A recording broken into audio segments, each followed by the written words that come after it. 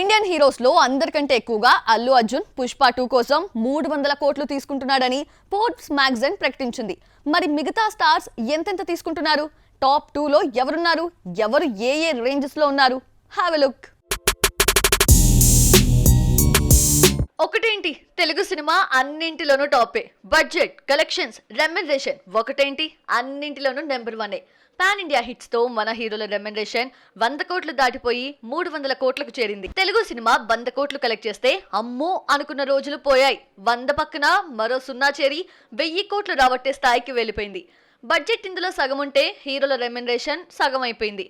Pan India hit కొట్టిన heroes అందరూ 100 కోట్లకి పైగా డిమాండ్ చేస్తున్నారు. ఒకానొక టైంలో ప్రభాస్ బాలీవుడ్ స్టార్స్ ని మించి 100 కోట్లు తీసుకున్నాడు.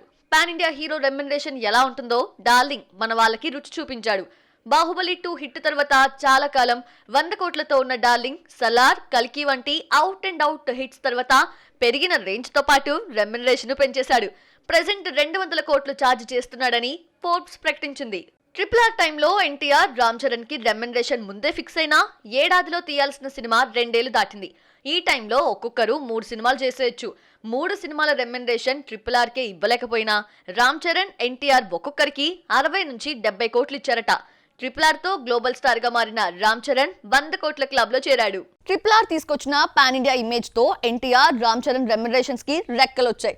దేవరా సొంత సినిమా కావడం, అందులోనూ సూపర్ హిట్ కావడంతో ఎన్టీఆర్ వాటా కింద 150 కోట్లు వచ్చిందట. త్వరలో మొదలయ్యే ప్రశాంత్ నీల్ మూవీ కోసం 125 కోట్లు ఛార్జ్ చేస్తున్నట్లు తెలిసింది.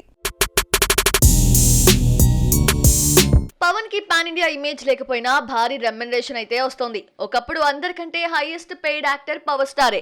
2-3 ఏళ్ల క్రితమే ఓకే చేసిన OG, Veeramallu, Ustaad Bhagat Singh రెమ్యునరేషనే 60 కోట్లుంది.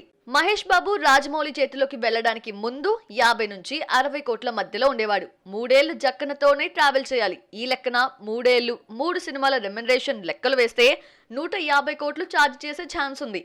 Re entry తర్వాత ఖైదీ నెంబర్ 150తో హిట్ కొట్టిన చిరంజీవి రెమ్యునరేషన్ 40 నుంచి 50 కోట్ల మధ్య నడుస్తోంది. విశ్వంబర విషయానికొస్తే 50 కోట్ల మార్క్ దాటినట్టు వార్తలొస్తున్నాయి. హిట్లు, ఫ్లాప్లతో సంబంధం లేకుండా ఈ సీనియర్ హీరో 50 కోట్లు మెయింటైన్ చేస్తున్నారు. Prabhas, Bunny, NTR, Ram Charan pan India image తో రెమ్యునరేషన్ పెంచేస్తే బాలయ్య మాత్రం వరుస హిట్స్ తో రెమ్యునరేషన్ పెంచేశాడు.